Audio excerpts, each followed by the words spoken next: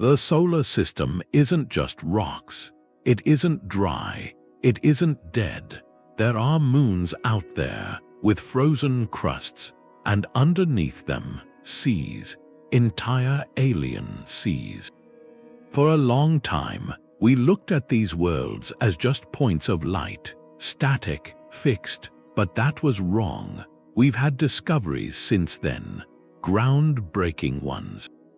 And they show something else. They show that icy moons can have oceans underneath, vast ones, subsurface oceans, liquid water worlds, but shielded from the cold, shielded from the vacuum of space. And that changes things. It changes everything. There are about 20 worlds that are our best candidates for this. For having these hidden seas and finding them, it redefines the possibility of life. It makes you ask how an ocean can even exist in total darkness. What forces are at work there? Strange forces that keep the water from freezing solid. And then you look up, you look at the night sky, and you know it might be filled with these secret oceans. Europa is really where this idea started to make sense. Before the 70s, it was just this frozen moon around Jupiter. You'd expect it to be dead, geologically. Then Voyager flew by. The pictures it sent back, they were startling. Europa's surface was this cracked labyrinth, a global jigsaw puzzle made of ice. It didn't have that ancient, cratered look of a static world. It looked young, active, strangely smooth, and scientists looking at those pictures started asking a different question. What if the cracks weren't just in the ice, but over something that could flow? What if the whole crust was floating? Then the Galileo mission in the 90s came through. It measured Europa's magnetic field, and that gave us the clinching evidence. It revealed a conductive layer under the ice, a global shell of salty, liquid water. Just like that, a moon went from a frozen rock to a water world. The whole idea of where to look for life in our solar system shifted. It moved outward, away from the sun. So how does an ocean stay liquid out there in that permanent deep freeze? The answer isn't a simple heater. It's a process, a dynamic, ceaseless flexing and friction. Tidal heating. You picture a moon orbiting a giant planet like Jupiter.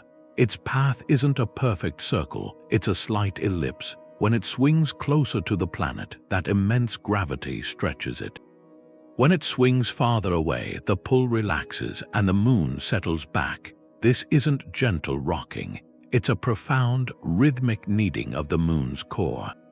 Imagine bending a stiff piece of metal over and over. It grows hot. That's tidal heating, but on a planetary scale. That internal friction generates enormous energy. Enough to melt solid ice from the inside out. It's a furnace stoked not by sunlight but by gravity, a perpetual motion machine powered by an orbital dance. But heat alone isn't enough for a stable, hidden sea. You need two more things. First, you need the water itself, the volatile component. These moons formed from ice and rock in the early solar system. That's the raw material. Second, you need a sealing lid. On an airless world, liquid water exposed to the vacuum would just boil away or freeze solid. The ocean needs protection. That's where the thick, global ice crust comes in. It acts as an insulator, a cosmic thermos bottle. It traps the internal heat from the tidal forces, maintains the pressure, and stops the liquid from sublimating into the void. Sometimes that insulating layer is helped by antifreeze too, compounds like ammonia or certain salts dissolved in the water. They depress the freezing point even more, keeping it slushy or liquid at lower temperatures. So you've got internal heat, abundant water, and a sealing ice shell. That's the basic recipe for a subsurface ocean. It's a delicate balance, but it might be a surprisingly common arrangement out in the cold reaches of star systems. With that framework, the search expands. Europa was the proof of concept, the first chapter. Now we look at the other icy moons. We ask which ones hold those same three ingredients in the right measure. And the number of potential ocean worlds starts to grow. It transforms the solar system from a collection of barren orbs into a network of possible aquatic sanctuaries, each with its own story written in ice and hidden tide. Europa's surface is moving. It's this pale, fractured shell covered in lines and ridges like scars.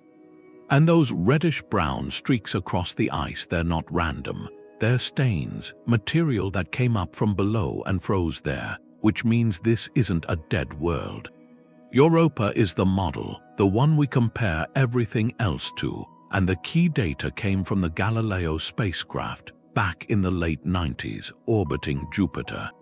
It detected a magnetic field around Europa that shouldn't have been there, an induced field created by Jupiter's own magnetism, and the only way to explain that signal was a global layer under the ice that conducts electricity. On a world that cold, that means one thing, a vast, salty ocean. Think of salt water on Earth, how it conducts a current. Europa's ocean does that, but on a planetary scale. Then more recently, Hubble observations added something. They suggested that sometimes plumes of water vapor might erupt from the Moon's south pole, venting material from that hidden sea straight into space. If that's true, it means we could sample Europa's ocean without ever drilling through the ice. The numbers are staggering. That subsurface ocean could hold more than twice the water in all of Earth's oceans. It's a global sea trapped under an ice shell tens of kilometers thick. And that icy lid does something critical. It shields the water from radiation and the vacuum of space, and it traps the internal heat generated by the tidal tug of war with Jupiter. But maybe the most compelling part is at the very bottom. Europa's seafloor isn't just more ice, it's thought to be rock, a rocky interface where water meets minerals. That contact could provide the chemical nutrients, the energy, the surfaces where simple life might emerge. So Europa has the ingredients: liquid water, an energy source from tidal heating, the right chemistry. It ticks every box. That's why all eyes are on the Europa Clipper mission, set to launch in the coming years. It's designed to do dozens of close flybys, map the ice shell, analyze those surface stains, sniff the thin atmosphere for signs of plumes. Its goal is to understand that ocean, to assess its potential for life. Europa isn't just a candidate, it's the frontier. The first place we'll look for a second Genesis right here in our cosmic backyard. And if it holds that much promise, then what about the other moons around the same giant planet? Europa isn't the only one. There's another world orbiting Saturn. And it doesn't just hint at secrets, it practically shouts them. That's Enceladus, a moon so small you could cross it in an afternoon, but it rewrote the rules. Its surface is this brilliant white, almost blinding, pure ice reflecting nearly all the sunlight. But the real show is at the South Pole. There, the ice is cracked by these deep, warm fractures. They're called the tiger stripes, and from these cracks, Enceladus erupts. Geysers of water vapor and ice crystals blast hundreds of kilometers into space. They form a faint, glittering ring around Saturn. For years, the Cassini spacecraft studied this, and then it did something unthinkable. It flew right through those plumes. It tasted them. What it found was a revelation. This wasn't just water ice. Cassini detected a rich mix, simple organic molecules, the building blocks. It found table salt, sodium chloride. So the hidden ocean is salty, like Earth seas. And maybe most tantalizing, it found these tiny particles of silica, nanoparticles. On Earth, the only process that makes particles like that is scalding water, superheated by geothermal activity, interacting with rock on the seafloor.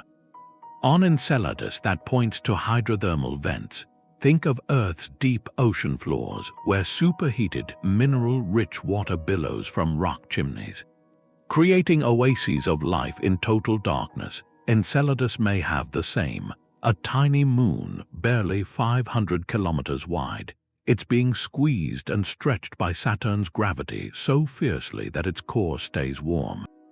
That powers a subsurface sea, possibly these deep sea geysers on an alien ocean floor. The plumes are a free sample, a direct line to that hidden ocean.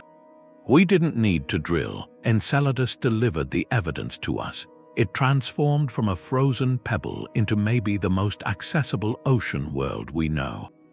The question now isn't if such hidden seas exist. It's what might be living in them, fueled by rock and heat in the eternal dark. Ganymede is hard to categorize. It's not just a moon, it's a planet really orbiting Jupiter.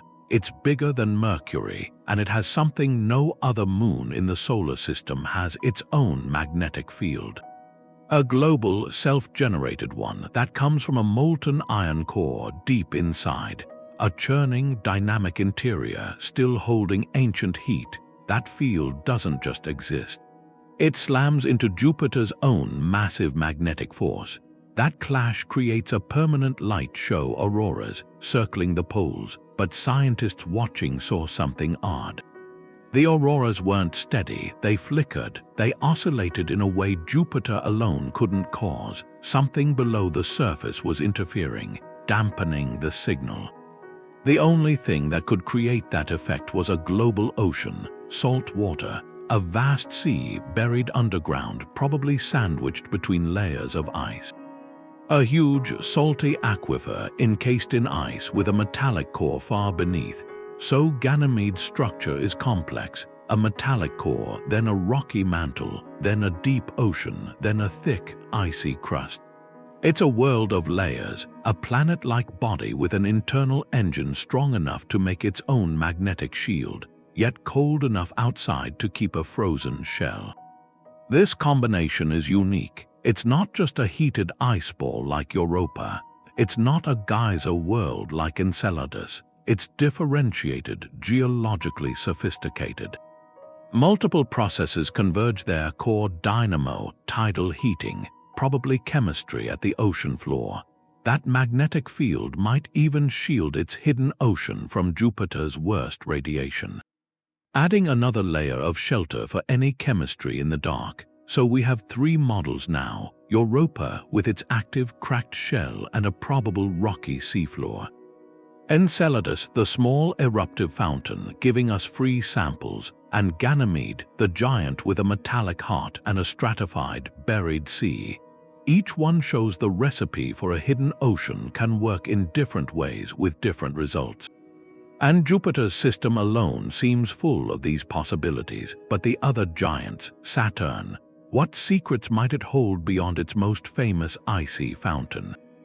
Callisto is a fossil, a relic world around Jupiter. Its surface is a story of stillness. It's the most cratered landscape we know, a record of impacts going back 4 billion years. There are no young cracks, no tiger stripes, no signs anything has resurfaced it recently. It looks dead, a frozen archive from the solar system's violent youth. So the discovery was a surprise. Data from the Galileo spacecraft, the same mission that found Europa's ocean, detected a faint magnetic signature around Callisto, too. It suggested something moving, something conductive, deep under that unbroken crust. The evidence points to a subsurface ocean, but this is a different kind of sea. Callisto experiences very little tidal heating. It orbits farther out in a more circular path, so that gravitational kneading is minimal. Without that internal furnace, how does an ocean stay liquid? The answer might be in its depth and its chemistry. Callisto's ocean is likely much deeper than Europa's, buried under 200 kilometers or more of ice and rock. At those pressures, water can stay liquid at much lower temperatures, and dissolved substances like ammonia could act as antifreeze, creating a cold, thick, sluggish brine. This ocean might not even touch a rocky seafloor. Callisto's interior is thought to be only partially separated, a mixed-up blend of ice and rock all the way down. So the water could be in contact with a strange, slushy boundary layer, not solid rock. That changes everything. It proves a hidden ocean doesn't need a geologically active, youthful world. It can exist in a place that's been quiet for eons, a sea preserved like a fly in amber inside an ancient cold tomb. Callisto expands the rulebook. It shows liquid water might be a remarkably persistent feature, surviving in the cold dark through chemistry and pressure alone. If life needs a stable, long-term habitat, Callisto offers stability measured in billions of years. Its lesson is endurance. It forces the question how many other seemingly inert, cratered worlds out there are secretly holding their own ancient, silent seas. The diversity is growing. From the eruptive fountains of Enceladus to the ancient brine of Callisto, the recipe works in wildly different ways, but our solar system has two more giant planets. And their moons, shrouded in even greater distance, might hold the most profound secrets of all. Titan is different. It has an atmosphere, a thick orange haze, nitrogen and methane. Looking at the Cassini pictures, you could almost think it was Earth. There are river valleys from rain. There are lakes, seas catching the sun, but the liquid isn't water. It's methane, ethane, flowing at hundreds of degrees below zero. It's a hydrologic cycle, but made of hydrocarbons, and then, under that foreign surface, something more familiar. Cassini measured Titan's gravity, how radar went through the crust. It told another story, a global ocean, liquid water deep under the ice, not a shallow sea. Buried under a shell of high-pressure ice so compressed it forms strange crystals. The water itself is probably a heavy brine mixed with ammonia. Dense, resistant to freezing, so Titan has two separate realms, two places where life's chemistry might start. On the surface, complex organic molecules rain down, collect in the methane lakes, react in ways we can't really simulate. And deep below, a warm, salty, watery abyss, like Europa, like Enceladus, and the intriguing part is the connection. Could impacts or geology deliver those surface organics down into the water? Could the ingredients for life made in the cold above seep into a warmer sanctuary below? Titan isn't just a hidden ocean candidate, it's a layered mystery. A planet-sized lab running two different experiments in probiotic chemistry at once. It challenges what we call habitable. If life can start here, it means the universe's recipe book is more creative. More generous than we thought. Mimas really breaks what we thought we knew. It's a moon of Saturn, and it's famous for how it looks. There's this one huge crater, so it looks like the Death Star. For a long time, that was it. A small, icy moon, frozen solid. A simple place, but then scientists went back to the Cassini data.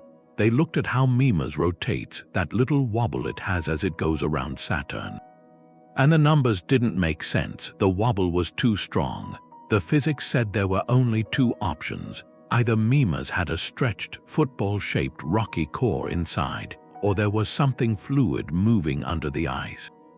And that something is probably a global ocean. It's a huge idea. Mimas is tiny, only 400 kilometers wide. Its surface is old, covered in cracks. It doesn't show any signs of recent activity, not like Europa or Enceladus. It looks completely dead, but if the ocean is there, it's only about 20 to 30 kilometers below that crust. That's really shallow for such a small, cold moon. So how does it exist? The tidal heating from Saturn's gravity on Mimas was always thought to be too weak to melt that much ice so close to the surface. Our models are wrong. It means that even in these quiet, dead-looking worlds, heat can get trapped. It can be focused in ways we don't understand. Maybe the ocean is very young, still heating up. Or maybe it's ancient, kept liquid by just the right insulation and chemistry. Mimas is a lesson. It says you can't judge a moon by its cratered surface.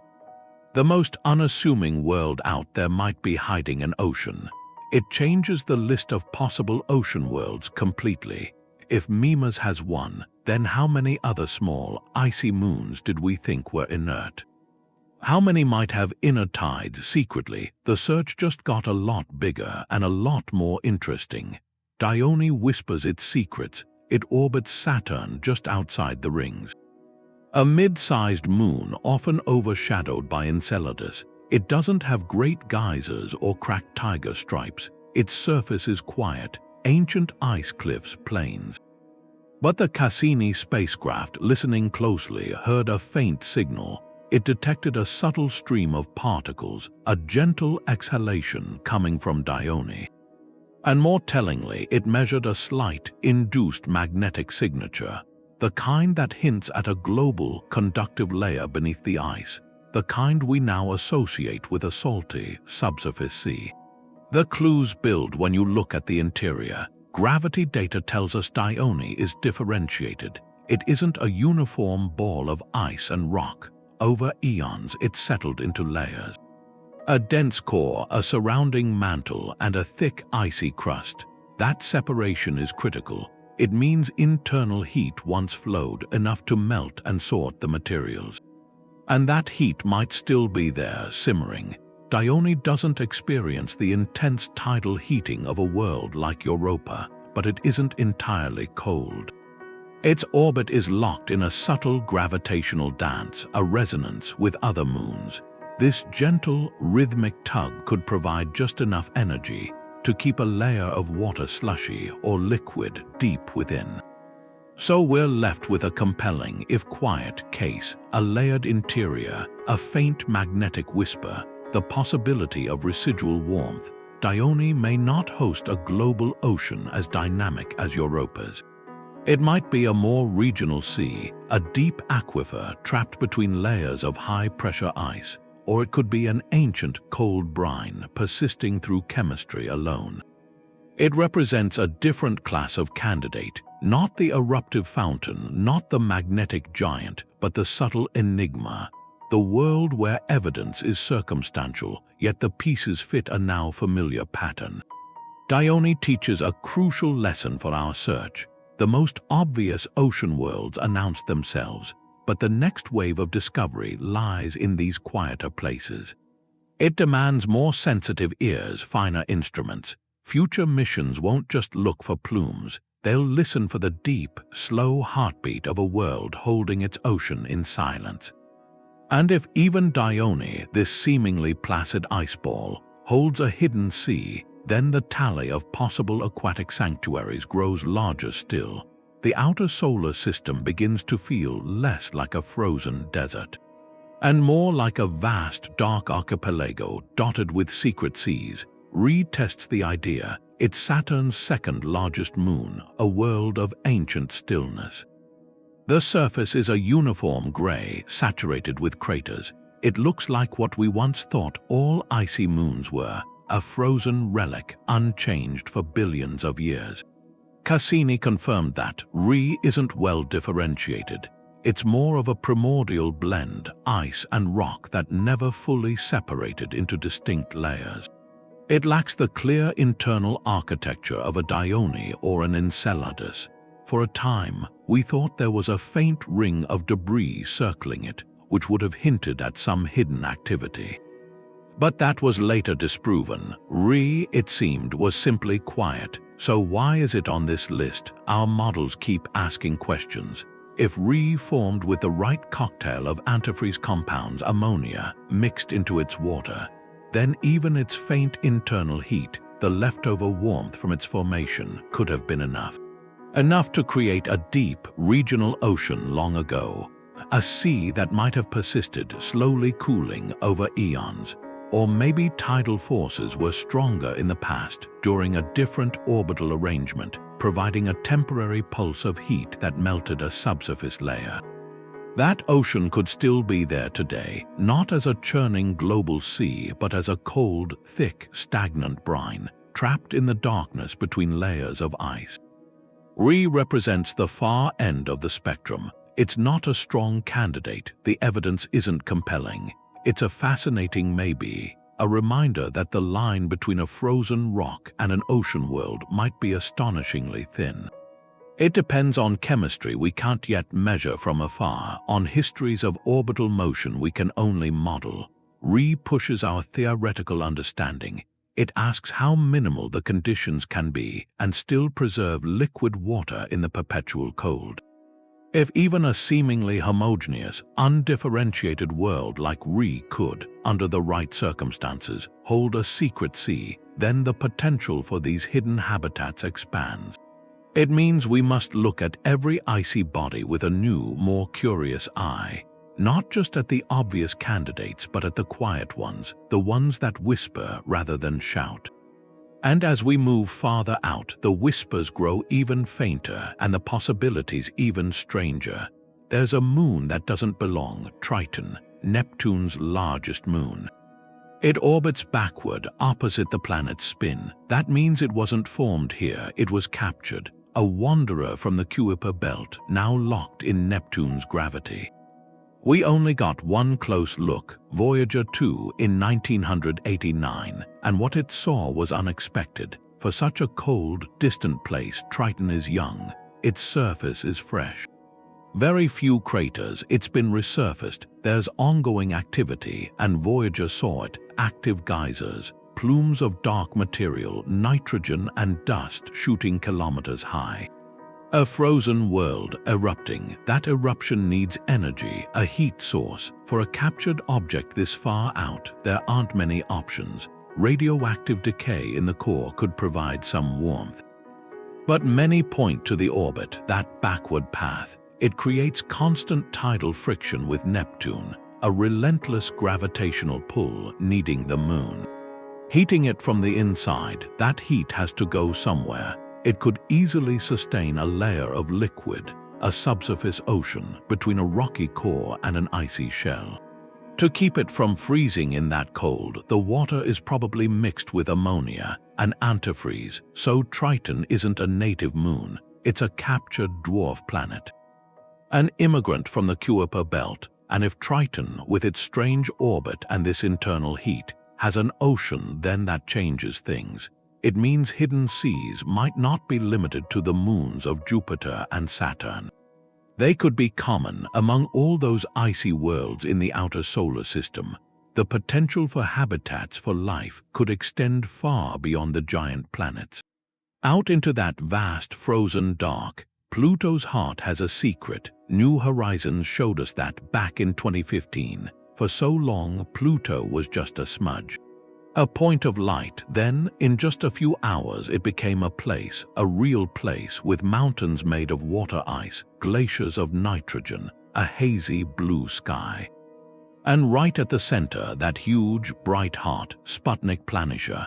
It's a basin of frozen nitrogen, so big it actually affects how Pluto spins. Where it sits is the first clue.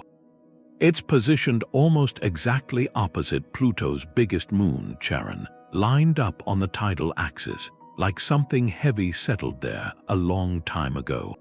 That something could be a dense, slushy ocean, something that welled up from below. An impact made the basin, and then liquid from underneath rose to fill it. That created a gravitational anomaly. It locked the whole feature in place. The surface tells you the rest. There aren't any old craters on that plane. It's been resurfaced, and recently, all around the edges, the landscape is cracked, fractured. These are tectonic scars from the whole globe stretching. The kind of cracks you get on an eggshell when the liquid inside freezes and expands. But on Pluto, the expansion might be from an ocean that's only partly frozen. A deep, thick sludge, rich in ammonia which acts like antifreeze, resisting a final freeze that changes everything we thought about cold. Pluto's out in the Kuiper belt. Sunlight there is just a faint memory. The temperature's only a few dozen degrees above absolute zero. For an ocean to last there, even as a slush, means internal heat is being managed. Over billions of years, heat from the slow decay of radioactive elements in a rocky core, sealed in by an ice shell that's an incredible insulator. The implication is staggering. It means the classical habitable zone, that narrow band around a star where liquid water can exist, that idea is far too limited. habitability can be powered from within. By geology, by chemistry, by time, if Pluto, a dwarf planet in the deep freeze, can have a subsurface sea, then how many other worlds like it in the Kuiper belt might do the same? Hundreds, maybe, each one a potential sanctuary in the dark, a world with a slow, cold, hidden heartbeat. Charon is a silent partner to Pluto. Pluto's surface is dynamic, young. Charon's is ancient, heavily cratered, a much quieter history, but New Horizons found signs of a dramatic past. Across that rusty red terrain, there's a network of tectonic scars.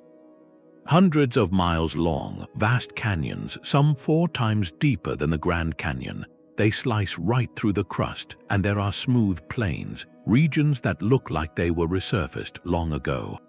These aren't the marks of a dead world, they're the signature of a global expansion. The whole moon stretched. The best explanation is a freezing ocean. An ancient subsurface sea, probably water mixed with ammonia under an icy shell. When that internal ocean began to solidify, the water expanded as it turned to ice.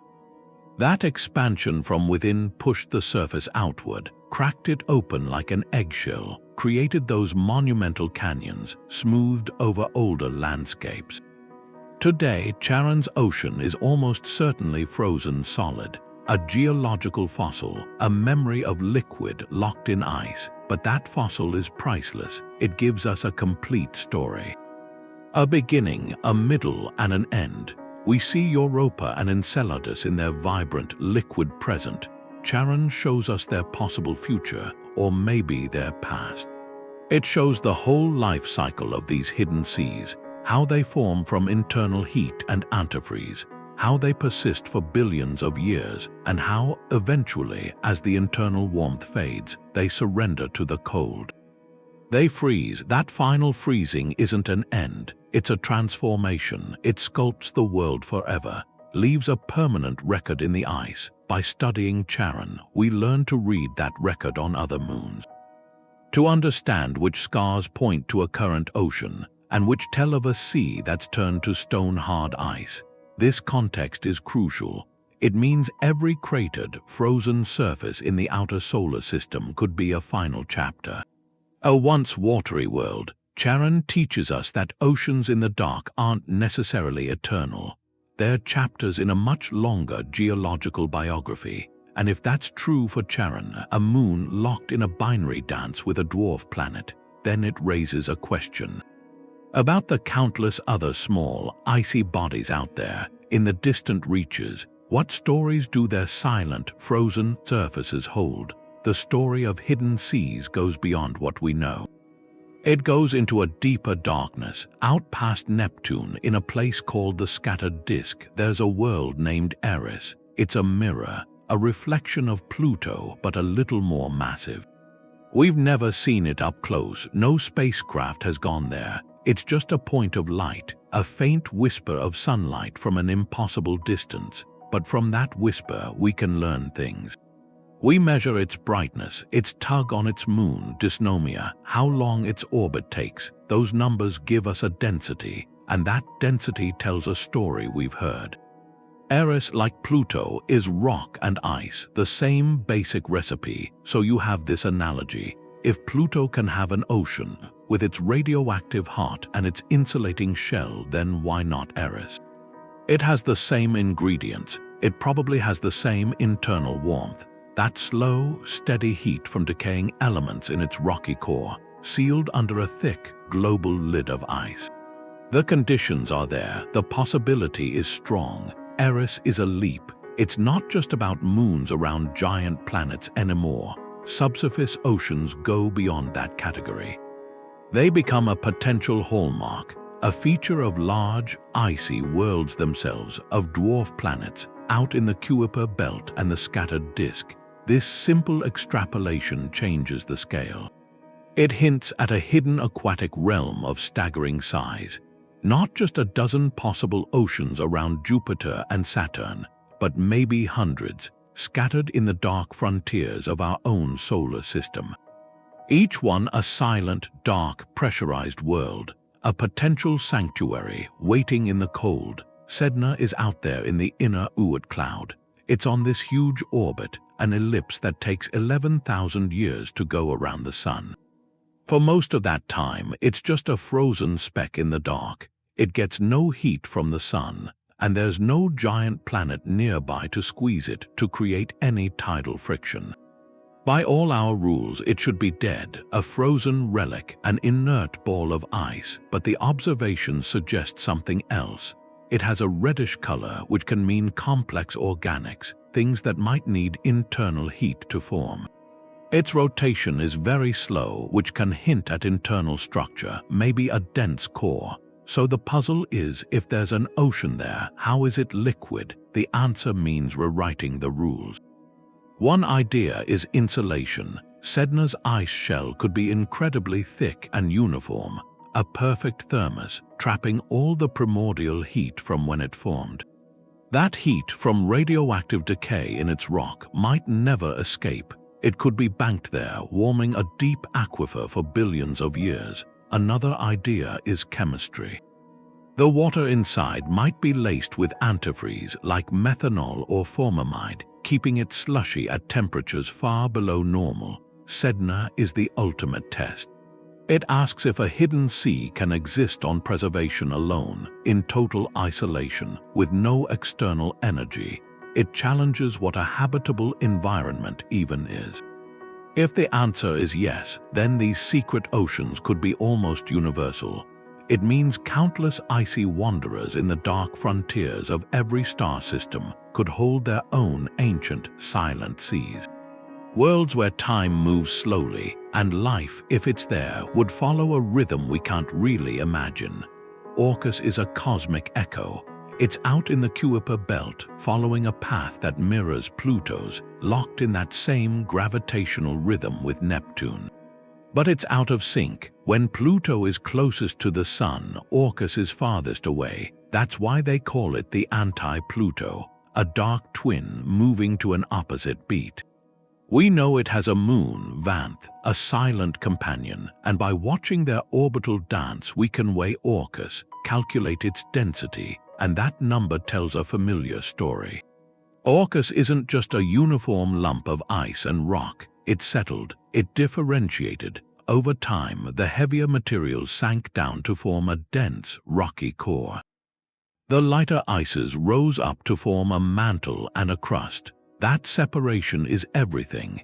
It creates the architecture for a hidden sea, because a rocky core contains radioactive elements. Potassium, uranium, thorium. As these decay, they release a slow, steady warmth, and that heat doesn't just radiate out into space. It's trapped. The overlying ice shell acts as a superb insulator. So the warmth builds, it migrates outward, seeking equilibrium. And if the ice mantle contains water, that heat can prevent it from freezing solid. It can maintain a layer of liquid, or at least a warm, deformable slush sandwiched between the core and the frozen crust. Now we have no direct proof of an ocean on Orcus, no plumes, no cracked surface. From this distance, it's just a faint pinprick of reflected sunlight, but the physics are persuasive. The blueprint is there. Differentiation plus radiogenic heating plus an insulating shell, that equals potential. Orcus shows us the search for these hidden seas is becoming predictive. We don't always need to see geysers or measure a magnetic field for every candidate. Sometimes the orbital dynamics and the basic bulk properties, size, density, composition, they paint a compelling enough picture. They point us toward the most promising worlds among the thousands of icy bodies out there. It turns a census into a targeted search. So if Orcus, this anti-Pluto, holds a secret ocean, then the phenomenon isn't rare. It might be a standard feature for any world of a certain size that managed to differentiate. A common hidden potential waiting in the silent dark. Quaoar has a ring. It's a small world out past Neptune, only about half the size of Pluto, and it has this faint ring around it. That was a surprise because rings like Saturn's, we thought those belonged to the giant planets. The physics seemed settled. There's a boundary, the Roche limit. Inside that limit, the gravity of a large planet is so strong it tears apart any moon that tries to form.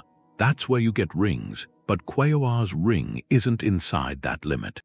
It's far outside. Out there, the particles of ice and dust, they should have come together. They should have coalesced into a small moon long ago, but they didn't.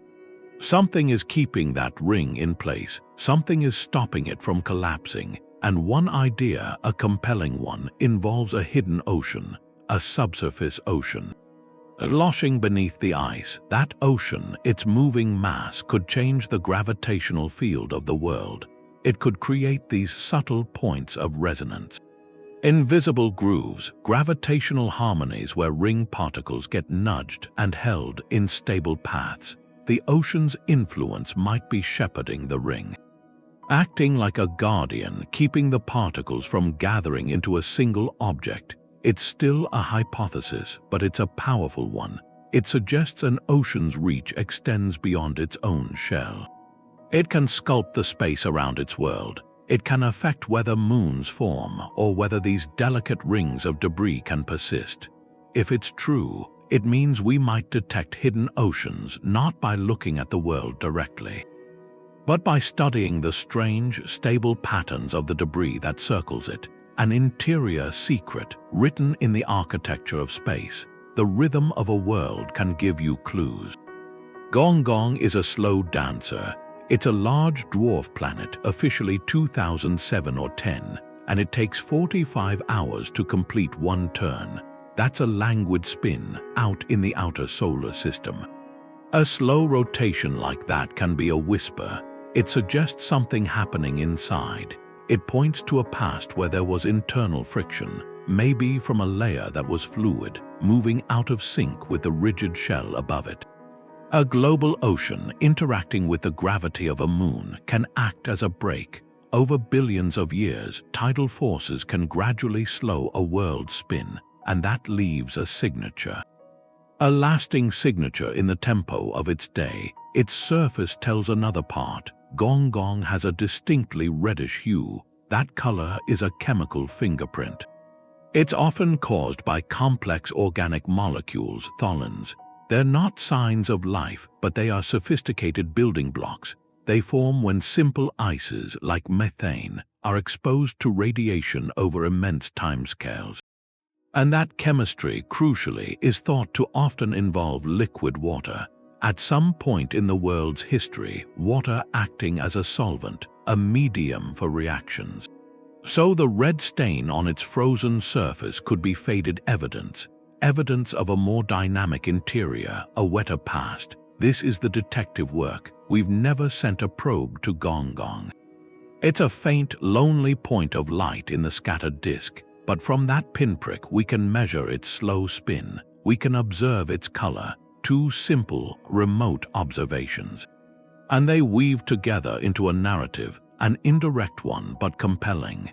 They suggest a world that may have once cradled a subsurface sea, a sea that helped sculpt its rotation, a sea that fueled the chemistry that painted its face red.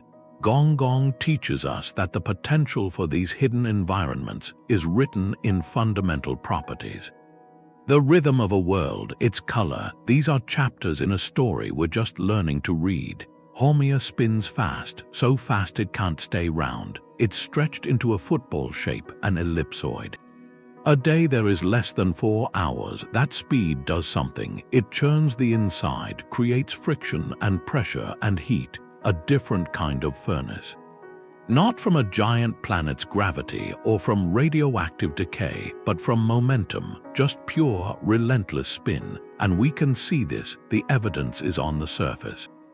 Haumea is dense for an icy body. That suggests a rocky core, and its ice isn't the usual battered frost. It's crystalline, structured. That ice forms when water gets warm enough to flow, to reorganize, and then refreeze. It points to internal warmth, maybe in the past, maybe even now. The world has a faint ring, 2 small moons, a miniature system from an ancient impact. All of it builds a picture. That rapid spin generates internal energy. enough to melt ice from the inside. It could maintain a global ocean, or at least vast seas. Sandwiched between a rocky core and that elongated, icy crust, the heat from the motion might be what keeps the water liquid. Rhea expands the toolkit. We had tidal heating from a giant planet. We had radiogenic heating from a rocky heart. Now there's a third driver, rotational energy, the force of a world spinning itself into a new shape. It means solitary objects untethered from a giant can create their own warmth. They can be their own power source. This opens things up. If rotation alone can do this, then how many other fast-spinning icy bodies are out there? In the Kuiper belt, how many distorted, oblong worlds might be warm inside and wet? Rhea shows the conditions for a hidden sea are more flexible than we thought. The universe has many ways to keep a light on. Makemake is bright. It's one of the brightest objects in the Kuiper belt. Its surface is reflective, covered in fresh methane and nitrogen ice. That brightness is a clue. It means the frost there is new somehow. It hasn't been darkened by cosmic radiation over time. Something is keeping it clean. For a long time, Makemake was just a point of light, and without a moon, we couldn't weigh it. We couldn't know its density. Then a small companion was found. A tiny moon called MK2 that changed everything. By watching the orbit between Makemake and its moon, scientists could calculate the system's mass. And that mass, combined with its size, gave us the density. The number fit a pattern we've seen before. Makemake is likely differentiated. It's probably settled into layers, a dense, rocky core surrounded by a mantle of ice. That rocky core is key. Inside it, radioactive elements decay. They generate a slow, steady warmth, a whisper of heat against the cold of space, and that heat doesn't just vanish.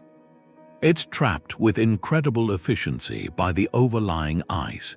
That ice shell is a perfect insulator, hundreds of kilometers thick, so the internal warmth builds. It migrates. It could be enough to maintain a deep, regional ocean, a layer of liquid or a thick, warm slush sandwiched between the rock and the frozen crust. The surface is brutally cold, only a few dozen degrees above absolute zero, but that's the point of a subsurface ocean. The surface is irrelevant. It's the lid on the pot. What matters is the heat inside the pot and how well the lid seals it in. Makemake is a contrast to its cousin, Pluto. Pluto has a complex, hazy atmosphere.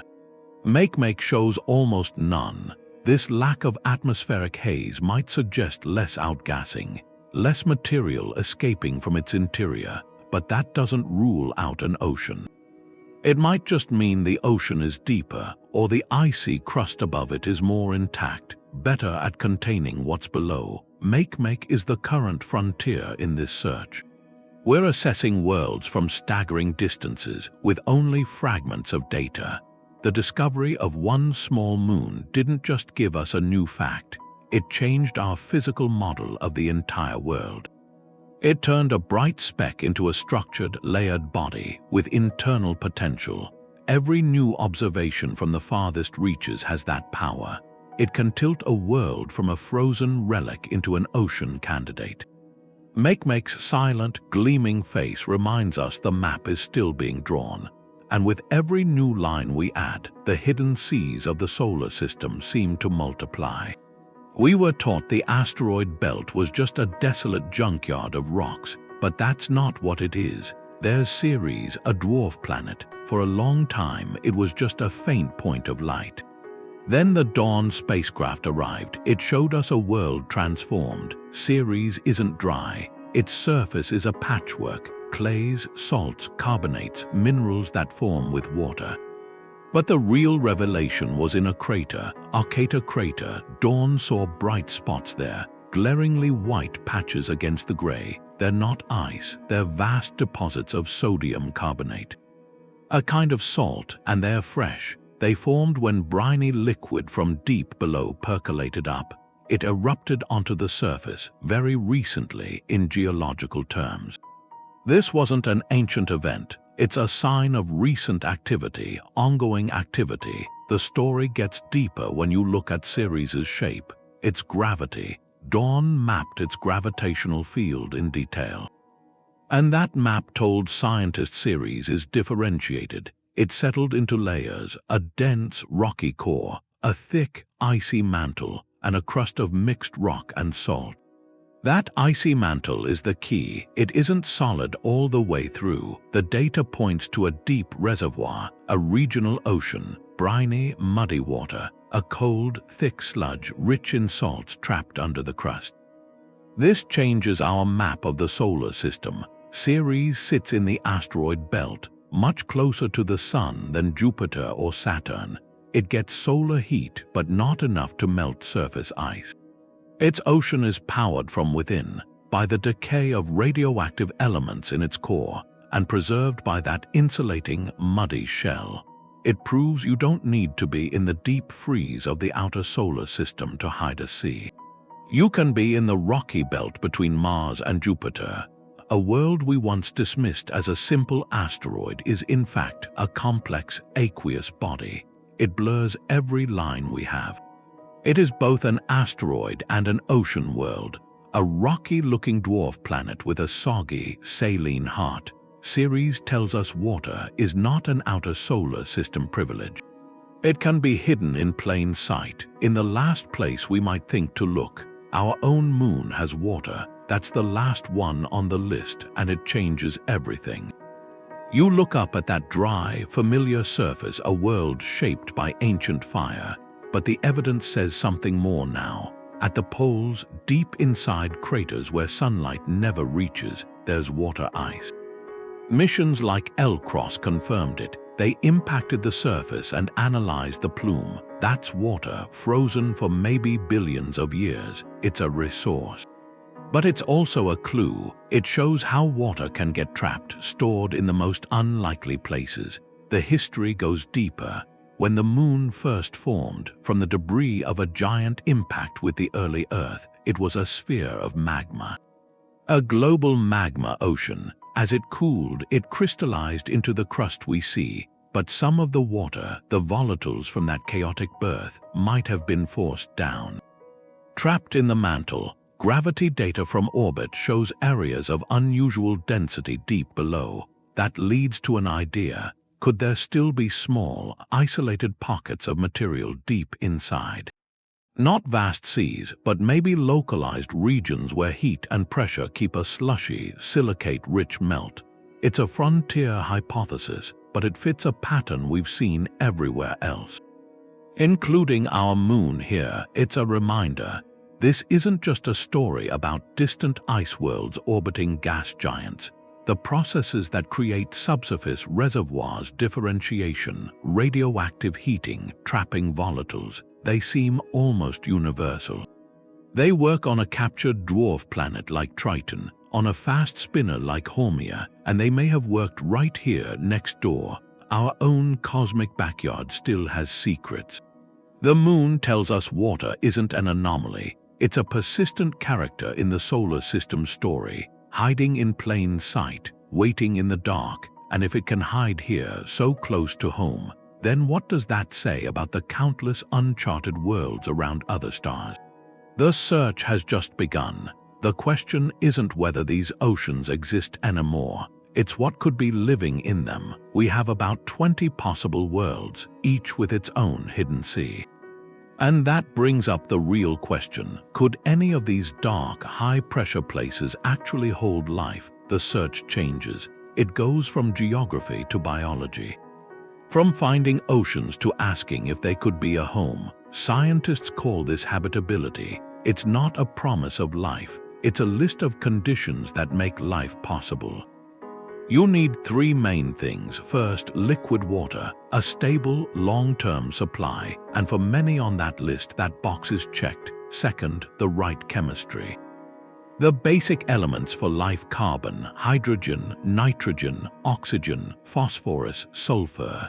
Those are the building blocks, and the plumes from Enceladus showed us those elements are there, dissolved in that salty spray. Third, you need an energy source. Life needs a way to power itself. On Earth's surface with sunlight, that energy comes from photosynthesis. But under miles of ice, in permanent darkness, sunlight's out of the question. So the energy has to come from within, from chemistry. This is why the idea of hydrothermal vents is so important. On Earth, at the bottom of our deepest oceans, whole ecosystems exist in total blackness. They gather around cracks where hot, mineral-rich water comes out of the seafloor. Those organisms don't use sunlight, they use chemicals, they do chemosynthesis. The vents give them both the energy and the materials. If Europa or Enceladus has similar hydrothermal activity on its seafloor, and the evidence suggests they very well might, then that energy requirement could be met. The habitability checklist could be complete. That changes these icy moons. They go from geological curiosities to the most promising places beyond Earth to look for a second origin of life. The next step is to go look, and we're getting ready to do that. NASA Europa Clipper mission is built for this one job. It won't land. It will do dozens of close flybys, getting as close as 25 kilometers above that cracked, stained surface. Its instruments will map the ice shell in incredible detail, measure how thick it is, analyze surface material for organic compounds, and study the plumes if it sees them erupting. It's a reconnaissance mission. It's gathering data to tell us if Europa's ocean isn't just wet but truly habitable. For Enceladus, the plans are even more direct. Concepts like an Enceladus orbilander are being worked on. The idea is to orbit the moon, study its plumes and surface, and then land right at the South Pole, near those tiger stripe fractures. A lander could collect fresh plume material that falls like snow. It could analyze those ice grains right there, looking for complex organic molecules or even potential biosignatures, chemical patterns that might point to biology. We could sample Enceladus's ocean without ever drilling through the ice. These aren't just dreams, they're the next logical steps in a search that started with a grainy Voyager photo. It's a shift in exploration. For centuries we explored continents, then we explored our own planet's oceans. Now we're getting ready to explore the oceans of other worlds. It's a huge leap from detection to investigation and maybe to discovery. The kind of discovery that would change everything about how we see our place in the universe. To find we're not alone, to find life isn't a one-time miracle on a blue marble, but something that happens, a common feature in a wet, hidden, and living universe. Europa's cracked plains, gong, spinning slowly out there. A new picture of the solar system comes into focus, but it's not a picture of rock and dust. It's water and ice. We started with one simple idea. A world could be frozen on the outside, but hold a liquid ocean inside. And as we've gone from moon to moon, that idea changed. It's not just one possibility anymore, it's a pattern. The evidence is everywhere now. It's in the geysers of Enceladus. It's in Ganymede's magnetic field. You see it in the bright salts on Ceres. It's frozen into the tectonic scars on Charon. These 20 worlds, they're not random. They show us something fundamental. How planets and moons work. You take the right materials, rock, ice, a little antifreeze. You add a source of internal warmth, and the universe makes a hidden sea. That warmth can come from the gravity of a giant planet. It can come from radioactive decay in a rocky core, or from a world spinning itself into a new shape. The methods are different, but the result is the same. A sanctuary in the dark, and that changes our place in everything. For so long, we defined a habitable world one way. It had to orbit at just the right distance from its star, that narrow band, the Goldilocks zone. Earth sat right in it, Mars was at the edge, everything else seemed too hot or too cold. But these hidden oceans break that view. They prove habitability can be powered from within. It can be sealed under ice, thriving in total darkness, fueled by chemistry and geology. The Goldilocks zone isn't a circle around a star. It can be a layer deep inside a frozen world, anywhere. This realization, it doesn't just add a few new candidates. It multiplies them. If our own solar system, which we thought was mostly dry, holds maybe 24 of these water worlds, then what about the rest of the galaxy? Around other stars, there must be countless more icy moons, legions of dwarf planets drifting in distant belts. The math shifts. The galaxy might not be a desert of barren rocks. It might be an archipelago, a network of dark, silent ocean worlds, each one a potential haven. That's the shift. The search for life isn't about finding another Earth-like planet in sunlight anymore. It's a search for cracks in the ice, for faint plumes of vapor against the black, for subtle wobbles in a moon's rotation. We're learning to look for the hidden, not just the obvious. The next big discovery might not be a blue marble in a telescope. It might be a chemical signature in a spray of ice crystals sampled by a spacecraft flying through a plume. From a tiny, gleaming moon, missions like Europa Clipper, concepts for an Enceladus lander, they're the first scouts. They're not going just to map these worlds. They're going to listen, to taste, to assess the habitability of alien seas. They carry the hope of answering an old question. Are we alone? The answer might not be waiting on a sun-drenched surface. It might be swimming in a dark, salty abyss under a ceiling of ice where the sun is just a memory. So next time you look up at the night sky, remember, those points of light aren't just distant stars and planets. They're markers for hidden shores, for seas we haven't sailed yet. Their quiet, dark waters are waiting.